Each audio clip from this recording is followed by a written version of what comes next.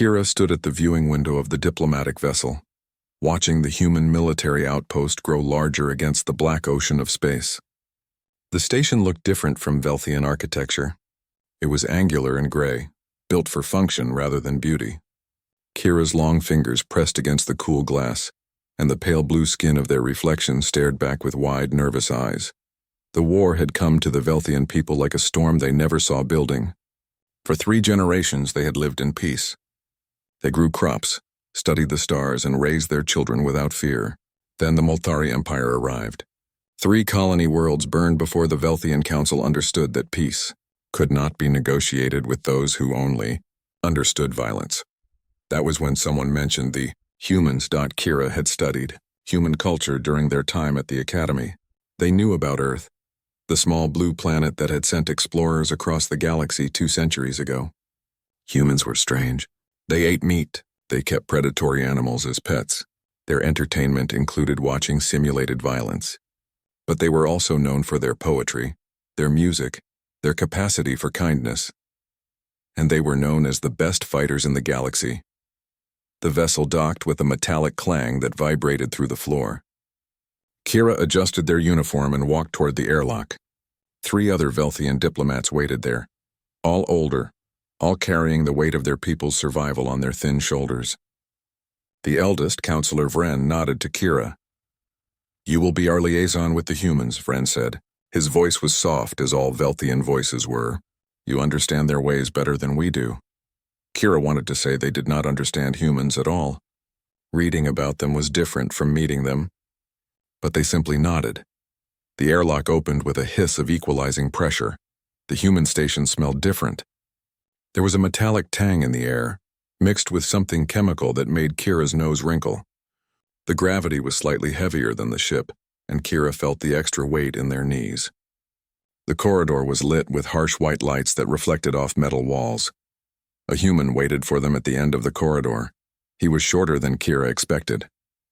Humans were supposed to be large and imposing, but this one stood perhaps a head shorter than Kira. He had dark hair cut very short, and dark eyes that watched them approach without blinking.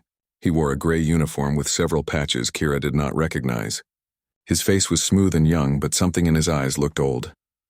"Counselor Vren," the human said, his voice deeper than Kira expected. "I'm Dae-hyun, squad leader. Welcome to Artemis Station." The humans did not bow or make any of the greeting gestures Kira had read about. Dae-hyun simply extended his hand. Vren hesitated, then reached out. The human shook his hand once firmly, then released it. Dae-hyun's eyes moved to Kira. "You're the liaison?" "Yes," Kira said. Their voice came out higher than they wanted. "I am Kira." Dae-hyun nodded once. "Good, come. We'll brief you on the situation." They followed him through the corridors. Other humans passed them, all wearing the same gray uniforms. None of them stared. They simply glanced, assessed, and moved on. It was efficient but unsettling. Kira was used to curiosity. These humans looked at them the way someone might look at equipment. The briefing room was small and practical. A large screen covered one wall, showing a map of Velthian space. Red marks indicated the worlds the Molthari had taken. Blue marks showed human patrol routes. The room smelled like the bitter drink humans called coffee. 11 other humans stood in the room. They turned as Dae-hyun entered, and Kira felt the weight of 12 pairs of human eyes. Most had dark hair and dark eyes. Some had scars. All of them had that same strange calmness, like still water over something deep and hidden. "This is my squad," Dae-hyun said. He pointed to each human as he named them. Jiwon, our medic. Taemin, heavy weapons. Hyunwoo, explosives. Sunhee, sniper. He continued through the list, but Kira struggled to remember all the names. The humans nodded or raised a hand in greeting but said nothing. Jiwon, the medic, was a woman with kind eyes and a gentle smile. She looked like she should be teaching children, not fighting wars. Taemin was broad-shouldered and silent. Hyunwoo grinned at Kira with what seemed like genuine friendliness. 12 of you, Counselor Vren said slowly. The Molthari will send thousands to Veltis 3. Yes, Dae-hyun said simply. We were told humans were the best, but 12 soldiers against an army seems... We're enough, Dae-hyun interrupted. It was not said with arrogance. It was stated as simple fact, like saying water was wet. Show us the target world. The briefing lasted 2 hours. Daehyun asked questions in a rapid, efficient manner.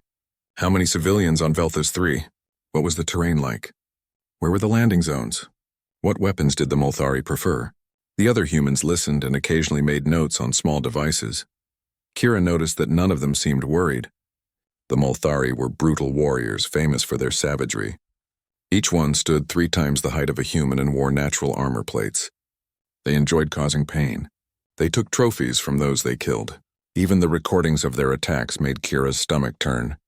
But these humans looked at the images of Molthari warriors the way someone might look at a difficult but solvable problem.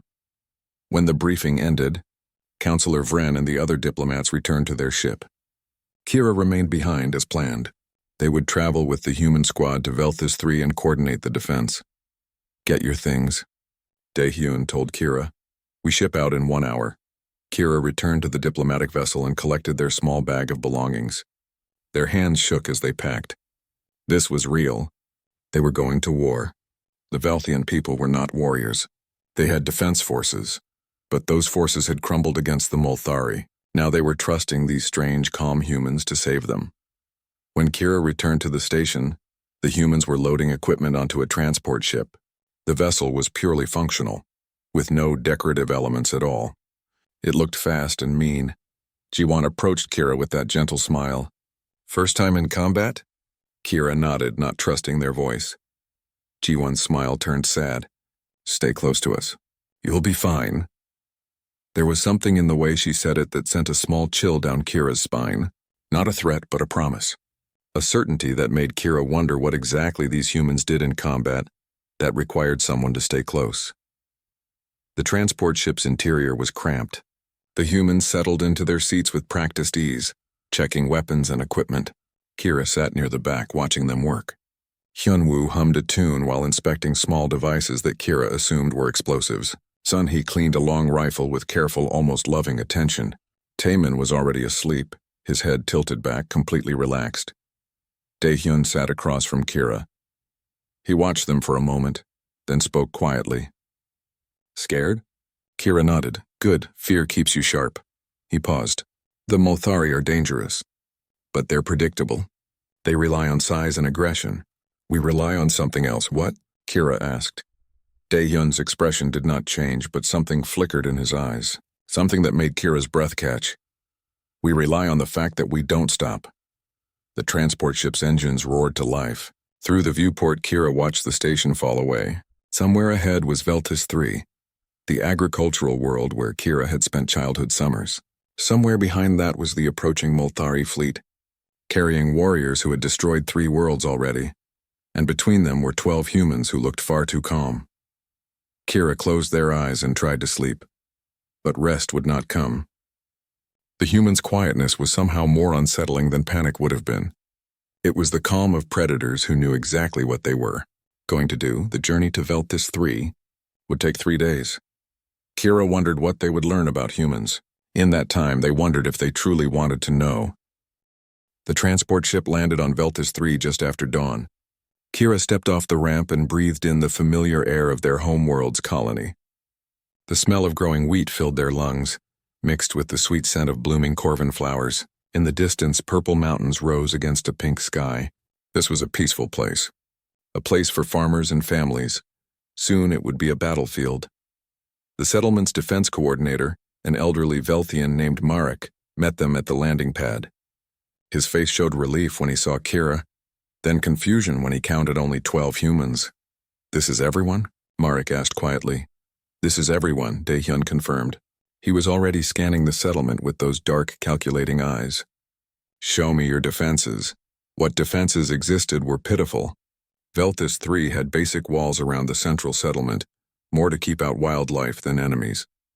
There were some energy barriers, but they were designed for farming equipment accidents, not military assault. A few dozen Velthian volunteers had gathered with hunting weapons, looking terrified and trying to hide it. Daehyun walked the perimeter in silence. The other humans spread out, examining every angle, every approach, every piece of cover. They moved like water, efficient and purposeful. Kira followed Daehyun, taking notes on a data pad. How long until they arrive? Daehyun asked. 48 hours, Kira said. Maybe less, Daehyun nodded. We'll need to fortify the eastern approach. The western side has natural barriers. Set up fields of fire here, here, and here. He pointed to positions that Kira would not have considered. Evacuation routes for civilians through the southern valley. If we fall, they run. If you fall, the Molthari will hunt them, Kira said quietly. They won't catch them. Daehyun's voice was flat, certain, because the Molthari won't be in any condition to hunt anyone. The humans worked through the day with frightening efficiency. Taemin set up heavy weapons at key positions. The guns were massive, designed to punch through armored vehicles. Watching him handle them alone was unsettling. Each weapon must have weighed twice what Kira weighed, but Taemin moved them like they were toys. Hyunwoo placed his explosives with cheerful precision. He hummed while he worked, occasionally stopping to tell jokes to any Velthian brave enough to get near him. Kira watched him bury devices along the eastern approach, marking their positions on a map only the humans could see. What do those do? Kira asked, pointing to a cluster of small spheres Hyunwoo was arranging. These? Hyunwoo grinned. His smile was warm and genuine. These are area denial. They won't kill, but they'll hurt, a lot. The trick is to make the enemy afraid to advance. How does pain make them afraid? Hyunwoo's grin widened, but something cold entered his eyes. Pain is just information, right? It tells you that you're damaged. But the right kind of pain, delivered the right way, tells you something else. It tells you that continuing forward will be worse than going back. That's what these do. Kira did not fully understand, but something in Hyunwoo's explanation made them uncomfortable. Sunhee took a position on top of the settlement's tallest building. She set up her rifle with meticulous care, checking angles and distances. Kira climbed up to bring her water and found her lying prone, eye to the scope, breathing slow and steady. Can you really hit targets from this distance? Kira asked. Sunhee did not look away from her scope. Yes. How far? Far enough. She paused. The Molthari commanders wear red insignia. I'll start with them. An army without leadership is just a mob. Jiwon established a medical station in the settlement's community center. She organized supplies with quick, practiced movements. Kira noticed she had far more equipment for trauma than for illness. Bandages, surgical tools, stimulants, and things Kira did not recognize. You've done this before, Kira said. It was not a question. Jiwon glanced up, her expression soft. Many times. Does it get easier? No. Jiwon's hands paused in their work. It shouldn't get easier. The day it gets easy is the day something's wrong. Night fell over Velthis 3. The humans had transformed the peaceful settlement into something else. Every approach was covered by weapons. Every blind spot was trapped. The buildings themselves had been reinforced. Escape routes were marked and cleared. Kira tried to sleep but could not. Their mind replayed images of the Molthari attacks they had seen in briefings. The massive warriors tearing through Velthian defenders like they were made of paper. The casual cruelty. The sounds of screaming. Kira got up and walked through the quiet settlement. Most of the civilians were in the shelters now, deep underground where they would be safe. The Velthian volunteer defenders slept in shifts, exhausted from helping the humans prepare. Kira found Daehyun on watch at the eastern wall. He stood perfectly still, looking out at the darkness where the enemy would come from. A cool wind blew across the fields, making the wheat whisper. Can't sleep? Daehyun asked without turning. No? Kira joined him at the wall. Are you afraid? Daehyun was quiet for a long moment. Fear is useful. It keeps you alert. It makes you check your equipment twice. It reminds you that death is real. But are you afraid now? Always. He turned to look at Kira, and in the dim light his face looked human and vulnerable. Anyone who says they're not afraid before battle is either lying or insane. Fear keeps you alive.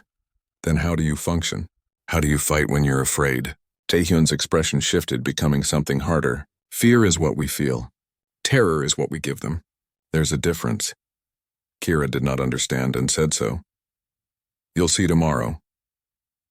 Daehyun returned his gaze to the dark fields. Get some rest, real rest. Eat something, drink water, empty your bladder. When the fighting starts, you won't get another chance for hours. Kira wanted to ask more questions, but something in Daehyun's posture suggested the conversation was over. They returned to their quarters and forced down some food. Their stomach protested, but Kira ate anyway. Dawn came too quickly. Kira woke to the sound of alarms. The Molthari were early. The settlement's sensors had detected their dropships entering the atmosphere. Kira rushed to the command post where Daehyun and his squad were already assembled.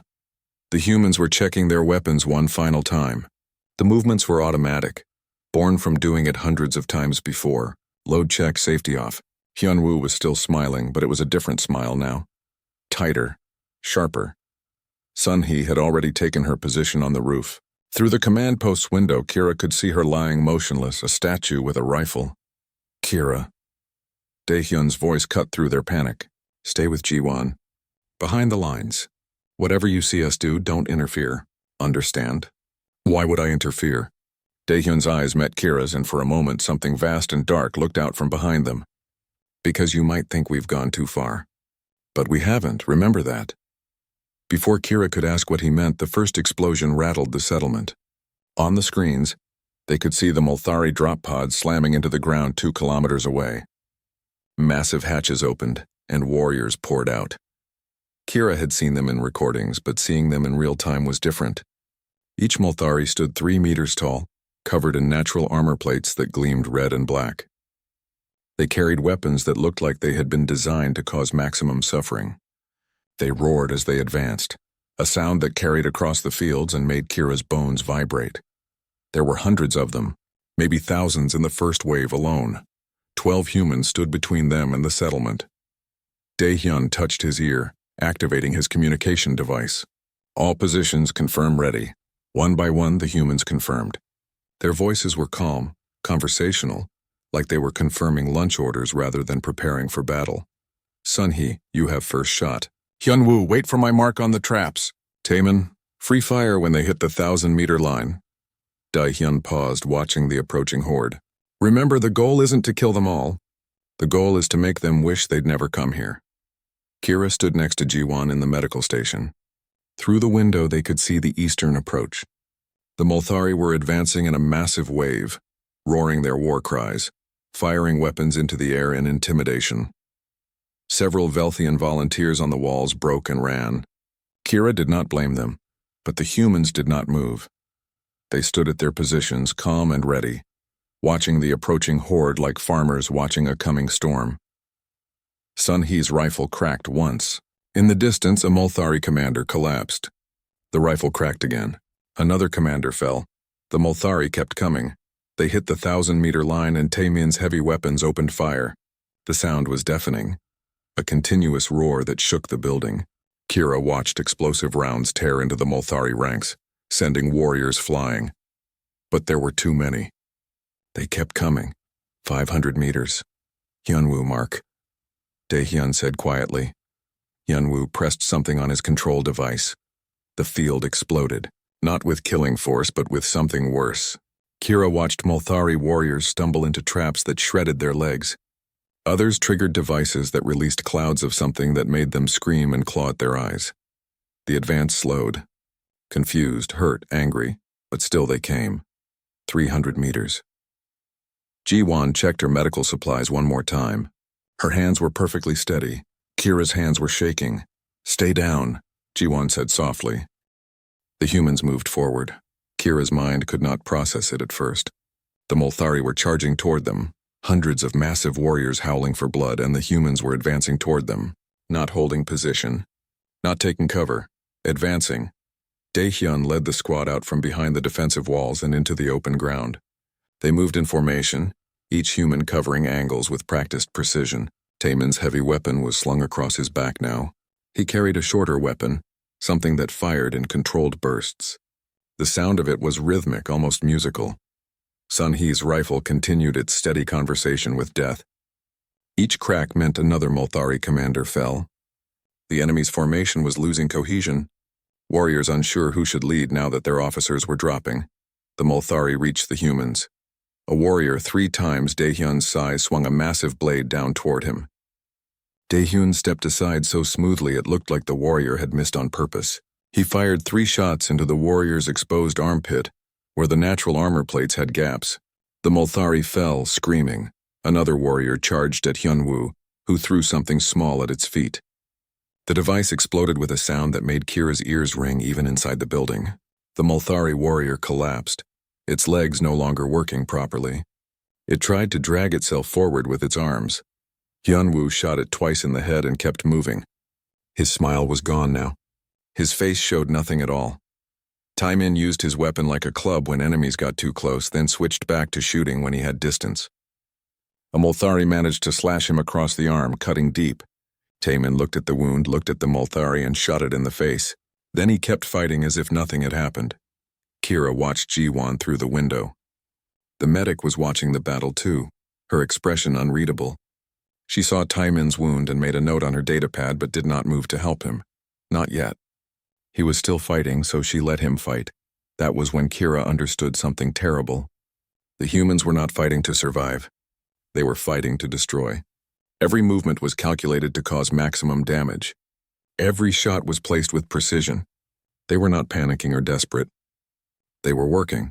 A Molthari broke through the line and charged toward the settlement, toward the medical station where Kira and Ji-won waited. It was wounded, bleeding from multiple hits but still moving with terrible purpose. Its eyes found a window where Kira stood. Ji-won moved faster than Kira thought possible. She pulled a weapon from her belt, stepped outside, and fired 4 times. The Molthari fell 3 meters from the door. It twitched once, then went still. Ji-won returned inside, checked her weapon, and set it back on her belt. Her hands were steady. She looked at Kira and spoke in that same gentle voice. "Are you okay?" Kira could not answer. They had just watched the kind medic kill an enemy warrior like it was routine. Like she had done it 1,000 times before. Outside, the battle continued. The Molthari were not retreating, but their advance had stopped. They were trying to surround the humans, using their numbers to overwhelm. But the humans did not stay still long enough to be surrounded. They moved constantly, flowing like water around the enemy, always striking from unexpected angles. Sunhee's position changed. Kira saw her on a different rooftop now, still firing, still claiming lives with each shot. She must have moved during the chaos, repositioning to find new angles. The Molthari were getting angry. Kira could see it in how they moved, how they fought. They were used to enemies who broke, who ran, who begged.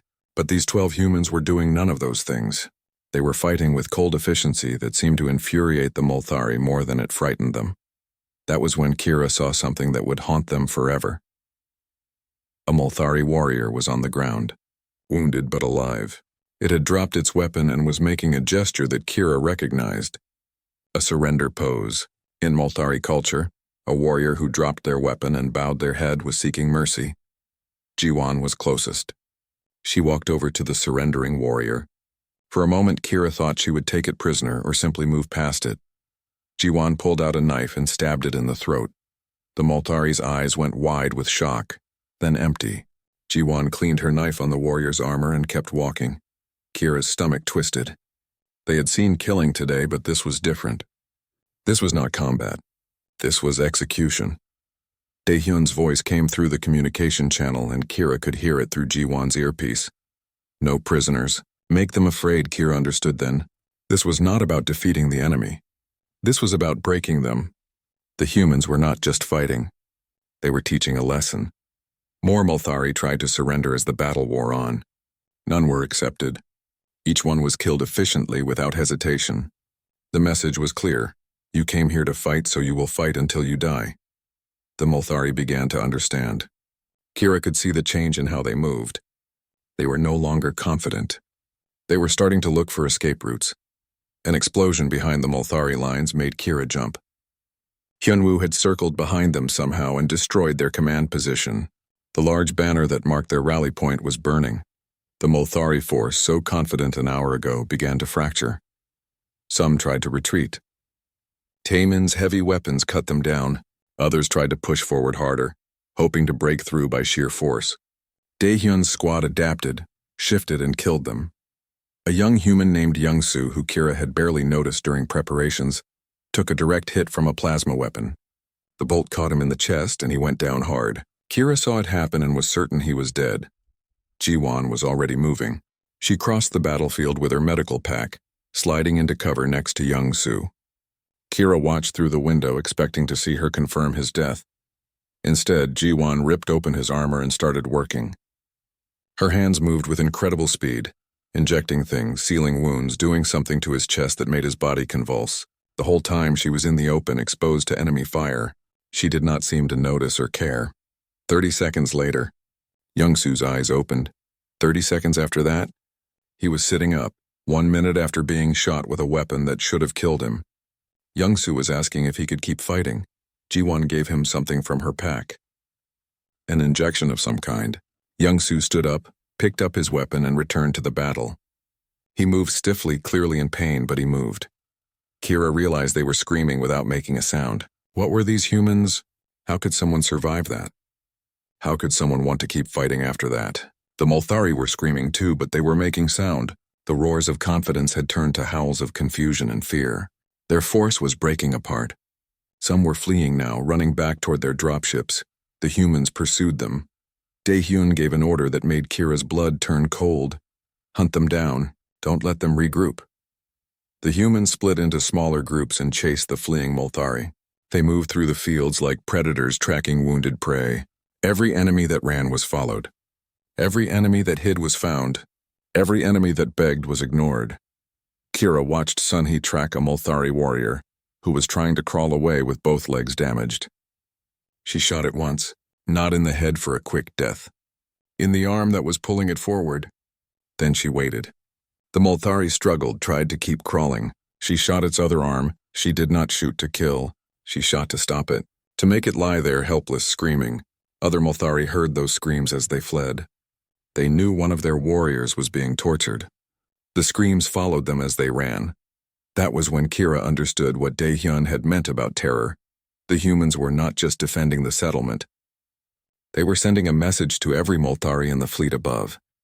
They were making sure that the survivors would return to their ships with stories of the humans who did not stop, who did not take prisoners, who hunted fleeing enemies like animals. The battle lasted 3 more hours, but it was not really a battle anymore. It was a hunt. By the time the sun reached its peak, the field was silent except for the wind. The Molthari who had not escaped back to their dropships were dead. All of them. The humans had left none alive on the battlefield. Dae-hyun's squad regrouped at the settlement walls. They were covered in blood, both their own and the enemy's. Taemin's arm wound was still bleeding. Young-Soo had a hole burned through his armor that showed scorched skin beneath.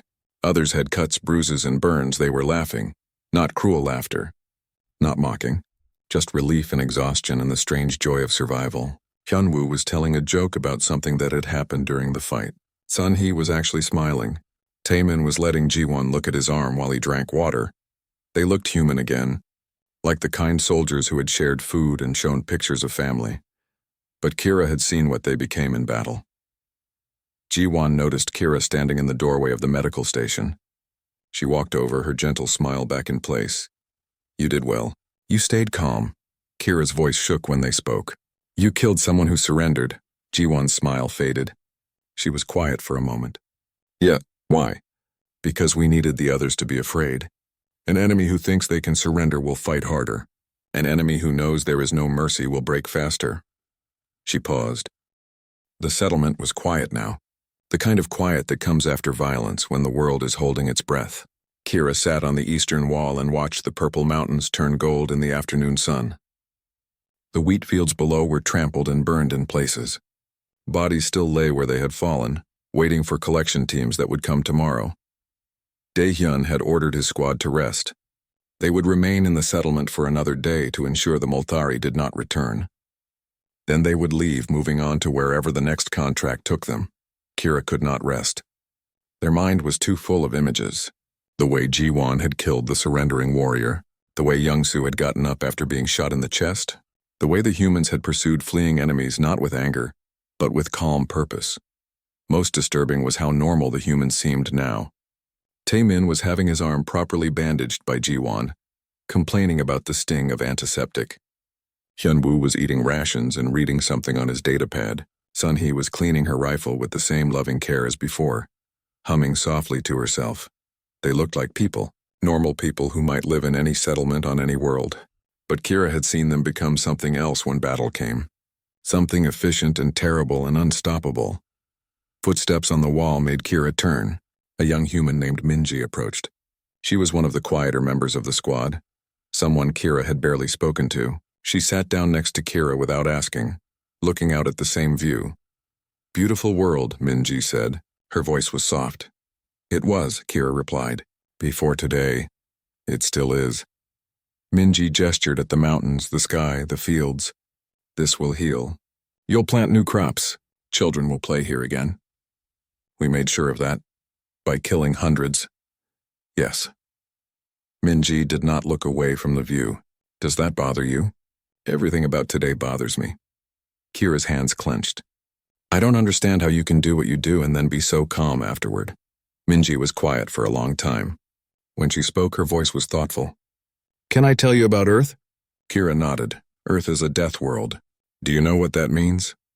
Minji did not wait for an answer. It means almost everything there can kill you. The weather kills people. The animals kill people. The plants kill people. Even the water, if you're not careful, can kill you. She shifted to face Kira more directly. Humans did not evolve to be the strongest or the fastest. We evolved to be persistent. Our ancestors hunted prey by chasing it for days until it collapsed from exhaustion. We could not kill a deer with our strength, so we followed it until its heart gave out. That sounds cruel, Kira said quietly. It is cruel, but it kept us alive. Minji looked at her hands.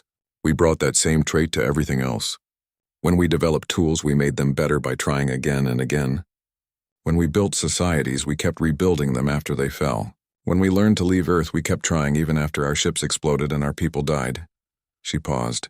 We cannot turn it off. That drive to persist, to never stop, to keep going no matter what happens. It is in every part of us. It made us great explorers, great builders, great artists. And it made us terrifying warriors. You make it sound like you have no choice, Kira said. We have choices. We choose when to fight and when to walk away. We choose who we protect and what we stand for. Minji's expression hardened slightly. But once we choose to fight, we cannot fight halfway. We do not have that option. When we commit to something, we commit completely. Kira thought about this.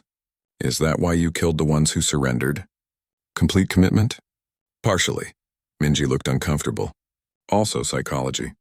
The Multhari respect strength. They do not respect mercy. If we had taken prisoners, they would have seen it as weakness and come back stronger. By showing no mercy, we showed strength they understand. They will tell their empire that humans cannot be defeated, only avoided. So you become monsters to avoid future battles. We become monsters so you do not have to. Minji's voice was gentle. Your people are peaceful. That is beautiful.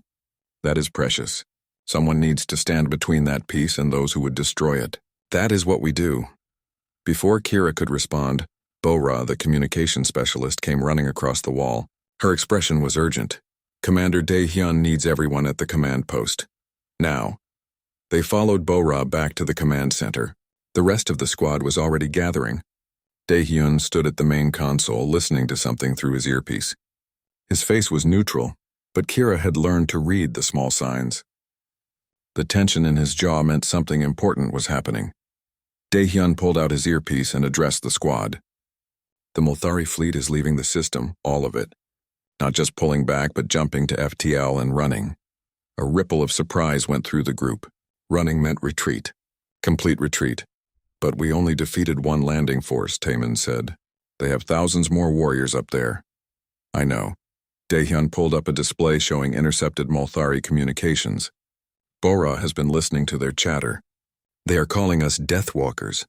The survivors from the landing told stories that are spreading through their fleet. They are afraid. Bora stepped forward. The communications are fascinating from a psychological standpoint. The Multhari Empire has conquered hundreds of worlds, but they have never encountered an enemy like us. They are describing humans as unkillable, relentless, and without mercy. One commander said fighting us was like fighting the concept of death itself. Kira felt cold despite the warm afternoon. 12 people made an entire fleet retreat. 12 people showed them what would happen if they stayed, Daehyun corrected. The Multhari can do math. If 12 humans could do that much damage, how many humans might the Velthian Council hire next time? What would 100 humans do? 1,000? They decided it was not worth finding out. So it's over? Kira asked. They won't attack Velthian space again? Probably not for a long time. Daehyun looked tired suddenly. They will go find easier targets. Species who do not have human allies. This is how we work. We make examples so extreme that others learn to avoid the fight entirely. The squad began to relax, the tension leaving the room. Hyunwoo let out a whoop of celebration. Taemin smiled. Even Sunhee allowed herself a small grin. But Kira did not feel celebratory.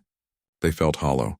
You make war to prevent war, Kira said slowly, working through the idea. Yes. Daehyun met their eyes. We do terrible things in small doses, so even more terrible things do not happen in large doses. Every Multhari we killed today is a Velthian civilian who will never be killed tomorrow. Every enemy we break is a battle your children will never have to fight. That is a heavy burden, Kira said. Yes. Daehyun's expression was unreadable. That's why we carry it instead of you. The rest of the day passed in quiet activity. The humans maintained their equipment and prepared for departure the next day. Velthian civilians began emerging from the shelters, looking at the scorched fields and the human soldiers with a mixture of gratitude and fear. Kira watched a group of Velthian children approach Hyunwoo, who was sitting on a supply crate eating. The children were curious but scared. Hyunwoo smiled at them, that warm, genuine smile, and offered them pieces of a sweet he had in his pack. Soon they were laughing together, and Hyunwoo was showing them magic tricks. This was the same human who had placed explosives designed to cause maximum pain, the same one who had smiled while shooting wounded enemies. Now he was making children laugh. Kira could not reconcile the two images. Jiwon found Kira near the medical station as evening approached. She sat down next to them without speaking. They watched the sunset together in silence for several minutes. You're struggling with what you saw today, Jiwon said finally. How do you do it? Kira asked. How do you kill with such efficiency and then smile at children? They are not contradictory actions. Jiwon pulled her knees up, wrapping her arms around them. She looked young and vulnerable in that moment. I smile at children because I killed the ones who would have hurt them. I can be gentle because I was harsh when it mattered. But does it not change you? Does the violence not poison who you are? Jiwon looked at Kira with those sad, kind eyes. Of course it changes us. Every person we kill takes something from us. Every time we become the monster, we have to work harder to come back to being human. She paused. That's why we hold on to the gentle moments so tightly. The jokes, the kindness, the connection with others. Those things remind us why we fight. They keep us human. What happens if you lose that? Kira asked. What happens if the violence takes too much? Then we stop being soldiers and become the thing we fight against. Jiwon's voice was quiet. That is the line we walk. That is why we check on each other, why we tell jokes after battle, why we care about civilians. We are constantly pulling ourselves back from the edge. It sounds exhausting. It is. Jiwon stood up, stretching. But it is necessary. Someone has to do this work. Someone has to stand between the peaceful people and the violent ones. We chose to be that someone. She offered Kira a hand up. Come on. Daehyun wants to do a final debrief before we leave tomorrow. You should be there. The debrief was short. Daehyun reviewed what had worked and what could be improved. He praised Youngsoo for his resilience. He noted that Sunhee's position changes had been perfectly timed. Dawn came cold and clear. Kira stood at the landing pad and watched the humans load their equipment onto the transport ship. They moved with the same efficiency as when they had arrived, every motion practiced and purposeful. 3 days ago, Kira had watched these same people arrive. It felt like a lifetime had passed since then. The settlement was already beginning to recover. Velthian work crews were clearing debris and preparing to replant the damaged fields. Children played near the community center, their laughter carrying on the morning breeze. Life was returning to normal because the humans had made sure it could. Councillor Vren had arrived during the night with other members of the Velthian Council. They stood in a small group near the transport, speaking in low voices. Kira could see the relief on their faces mixed with something else. Something that looked like unease. Kira understood that feeling now. Taemin walked past carrying a large equipment case. His wounded arm was properly bandaged now and he moved without apparent pain. He nodded to Kira as he passed. Just a simple acknowledgement, but it felt significant somehow. Kira. Kira turned to find Daehyun approaching. He looked rested, his uniform clean, his equipment packed. He looked exactly like he had when Kira first met him at the station. Like the battle had never happened. The council wants to speak with you, Daehyun said. They are discussing a permanent contract with us. They want your opinion. Why mine? Because you fought beside us. You saw what we do. Daehyun's dark eyes studied Kira's face. They need to hear from someone who witnessed it. Kira joined the council members. Counselor Vren smiled warmly and gestured to the settlement around them. Thanks to our human allies, Velthus 3 is safe. The Multhari have fled our space entirely. He paused.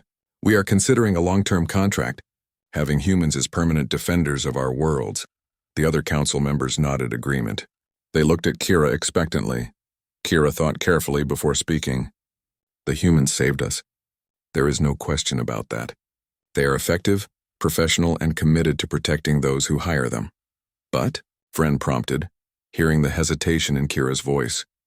But you need to understand what you are inviting into your space. Kira looked at the 12 humans preparing their ship. They are not like us. They do not fight the way we would fight. They do not show mercy the way we would show mercy. When you hire humans, you are hiring something that cannot be fully controlled or predicted. Another council member, an elder named Tyra, frowned. Are you saying they are dangerous to us? No, they would never harm us. Their code is very clear about protecting those who hire them. Kira struggled to find the right words. But they will do things that will disturb you. They will make choices that seem cruel. They will become something terrible to defend something precious. You must be prepared for that. Vren was quiet for a moment. So you advise against a permanent contract? I advise that you use them only as a last resort. Kira met his eyes. Keep them in your contact list. If another existential threat emerges, call them immediately. But do not make them a permanent presence. We should not grow comfortable with what they represent. The council members exchanged glances. Finally, Vren nodded slowly. Wisdom beyond your years, Kira. We will consider your counsel carefully. As the council members walked away to discuss, Ji-won approached Kira. She carried her medical pack, ready to load it onto the ship. Heading home? Ji-won asked. Soon. I need to file my report first. Kira paused. Thank you. For everything. You saved my people. Ji-won's expression was gentle. Just doing our job. She hesitated, then added, I'm sorry you had to see what you saw. I know it was difficult. Do you regret it? The things you did? I regret that they were necessary. Ji-won looked out at the settlement, at the children playing. But I don't regret doing them. Those children are alive because we did what needed to be done. That has to be enough. Is it enough for you? Ji-won smiled sadly. Some days. Other days I have to work harder to believe it. She touched Kira's shoulder briefly. Take care of yourself. What you witnessed yesterday will stay with you. Talk to someone about it when you get home. Do not carry it alone. Hyunwoo and Sunhee came over to say goodbye. Hyunwoo's smile was as warm as ever. Hey, Kira. You did great out there. Most liaisons panicked during their first battle. You kept your head. I was terrified, Kira admitted. Everyone is terrified their first time. The trick is functioning anyway. Hyunwoo clasped Kira's hand in that human gesture of farewell. Maybe we'll work together again someday. Hopefully not, though. No offense, none taken. I hope we never need you again. Sunhee nodded to Kira. She spoke rarely, but when she did, people listened. You have courage. Not the courage to fight, but the courage to see truth and not look away. That is rarer. One by one, the other squad members said their goodbyes. Taemin, who Kira had barely heard speak during their time together, told them, My family thanks you. They're safer now because you helped us protect your people. That matters. Young-soo, who had been shot in the chest and kept fighting, grinned at Kira. Tell your historians to get the story right. We were 12, not 20. People always inflate the numbers. Min-ji, who had explained human persistence, hugged Kira briefly. Remember what I told you? We are what we are. Understanding that is the first step to working with us. Bora, the communications specialist, gave Kira a small device. This has our contact information. If your people ever need us again, use this. It is encrypted and will reach us anywhere in the galaxy. Kira took the device carefully. It was small and light but felt heavy with implication. Finally, Daehyun approached for his farewell. He extended his hand and Kira shook it the way humans did. You asked me if I was afraid, Daehyun said. Before the battle. Do you remember? Yes, I was. I'm always afraid. But I have learned to use that fear to stay sharp, to stay human. He paused. Don't let what you saw yesterday make you hate us. What we did was terrible, but the alternative was worse. Remember that when you write your report. I will. Kira hesitated. Can I ask you something? Of course. The day you stop feeling fear, the day the violence stops affecting you. What happens then? Daehyun's expression was serious. Then I retire. I go home to Earth and I let someone else take my place. Someone who still feels the weight of it. He looked at his squad, loading the last of their equipment. We all have that agreement with each other. The day we stop being haunted by what we do is the day we stop doing it. That's how we avoid becoming actual monsters. Does that day come for most of you? Eventually. Some sooner than others. Daehyun smiled slightly. I've been doing this for 15 years. I think I have maybe 5 more left before the wait becomes too much. Then I'll go home, maybe open a restaurant or teach history. Try to remember that there's more to humanity than what we do in war. The transport ship's engines began their startup sequence, a low hum that built to a roar. Daehyun clasped Kira's shoulder briefly. Take care, Kira, you're going to have nightmares for a while. Let yourself have them. They mean you're still human too. The humans boarded their ship. Through the viewport, Kira could see them settling into their seats, talking and joking with each other. Normal people heading home from a job. People who had killed hundreds just yesterday. People who would smile at children today. The transport ship lifted off smoothly, rising into the morning sky. Kira watched until it was just a bright point against the blue, then gone entirely. The settlement felt different without them. Safer somehow, but also more vulnerable. Kira understood now why species across the galaxy both sought human protection and feared it. Humans were a cure that was almost as dangerous as the disease. Kira returned to their temporary quarters and sat down at the small desk. It was time to write the report. The Velthian Council would distribute it to military academies and diplomatic corps across their space. Future generations would study it to understand what it meant to fight beside humans. Kira stared at the blank screen for a long time, trying to find the right words. Finally, they began to type. Report on combat operations with human mercenary forces by Liaison Officer Kira, Velthian Defense Coordination. They paused, then added a subtitle. On fighting beside humans, understanding the cost of survival. The words came slowly at first, then faster. Kira wrote about the battle, but also about the moments between, the jokes and the kindness, the way humans could be gentle and brutal in the same breath, the terrible efficiency of their violence and the care with which they treated their allies. Kira wrote about fear and terror, and how they were different things. Fear was what you felt facing an enemy. Terror was what you felt understanding what your allies were capable of. Most importantly, Kira wrote about necessity, about how the universe was not fair or kind, and sometimes survival required terrible choices, about how humans had made themselves into something that could make those choices, so others did not have to. The report took hours to complete. When Kira finally finished, they read through it one more time. It was honest and difficult and uncomfortable. Good. The truth should be uncomfortable sometimes. Kira attached a final note to the council. The humans saved us. The Molthari are gone and will not return, but I must urge caution. The power we have allied ourselves with is vast and frightening.